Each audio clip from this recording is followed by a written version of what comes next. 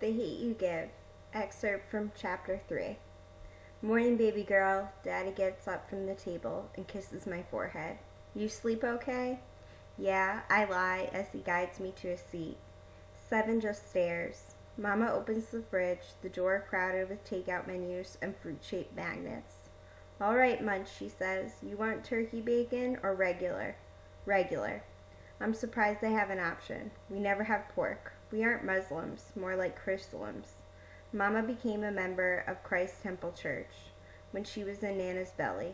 Daddy believes in Black Jesus, but follows the Black Panthers' 10-point program more than the 10 Commandments. He agrees with the Nation of Islam on some stuff, but he can't get over the fact that they may have killed Malcolm X. Pig in my house, Daddy grumbles and sits next to me. 7 smirks across from him. 7 and Daddy look like one of those age progression pictures they show when somebody's been missing a long time. Throw my little brother, Sakani, in there, and you have the same person at 8, 17, and 36. They're dark brown, slender, and have thick eyebrows and long eyelashes that almost look feminine. 7's dreads are long enough to give both bald-headed Daddy and short-haired Sakani each a head full of hair. As for me, it's as if God mixed my parents' skin tones in a paint bucket to get my medium brown complexion. I didn't inherit Daddy's eyelashes, and I'm cursed with his eyebrows too. Otherwise, I'm mostly my mom with big brown eyes and a little too much forehead. Mama passes behind 7 with the bacon and squeezes his shoulder. Thank you for staying with your brother last night so we could, her voice catches. But the reminder of what happened hangs in the air. She clears her throat. We appreciate it. No problem. I needed to get out of the house. King spent the night, Dad asks. More like moved in. Aisha talking about they can be a family. Hey, Daddy says, that's your mama, boy. Don't be calling her by her name like you've grown. Somebody in that house needs to be grown, Mama says. She takes the skillet out and hollers towards the hall. Sakani, I'm not telling you again. If you want to go to Carlos's for the weekend, you better get up. You're not going to have me late for work. I guess she's got to work a day shift to make up for last night. Pops, you know what's going to happen, 7 says. He'll beat her, she'll put him out, then he'll come back saying he changed. Only difference is this time, I'm not letting him put his hands on me. You can always move in with us, says Daddy. I know, but I can't leave Kenya and Lyric. That fool's crazy enough to hit them too. He don't care that you're his daughters. All right, Daddy says. Don't say anything to him. If he puts his hands on you, let me handle that. 7 nods, then looks at me.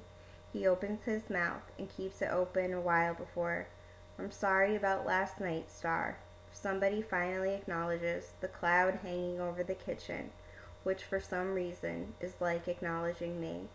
Thanks, I say, even though it's weird saying that. I don't deserve this sympathy. Khalil's family does. There's just the sound of bacon crackling and popping in the skillet. It's like a fragile stickers on my forehead. Instead of taking a chance and saying something that might break me, they'd rather say nothing at all.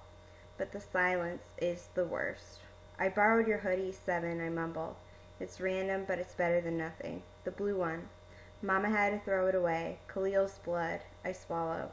His blood got on it. Oh. That's all anybody says for a minute. Mama turns around to the skillet. Don't make any sense, that baby, she says thickly. He was just a baby. Daddy shakes his head. That boy never hurt anybody. He didn't deserve that shit. Why did they shoot him, 7 asks. Was he a threat or something? No, I say quietly. I stare at the table. I can feel all of them watching me again. He didn't do anything, I say. We didn't do anything. Khalil didn't even have a gun. Daddy releases the slow breath. Folks around here are going to lose their minds when they find that out. People from the neighborhood are already talking about it on Twitter, 7 says. I saw it last night. Did they mention your sister, Mama asked. No, just R.I.P. Khalil messages, F the police, stuff like that. I don't think they know the details. What's going to happen to me when the details do come out, I asked. What do you mean, baby, my mom asked. Besides the cop, I'm the only person who was there. And you've seen stuff like this. It ends up on national news. People get death threats. Cops target them. All kinds of stuff. I won't let anything happen to you, Daddy says. None of us will. He looks at Mama and 7. We're not telling anybody that Star was there. Should Sakani know? Seven asks. No, Mama says. It's the best if he didn't. We're just going to be quiet for now. I've seen it happen over and over again. A black person gets killed just for being black, and all hell breaks loose.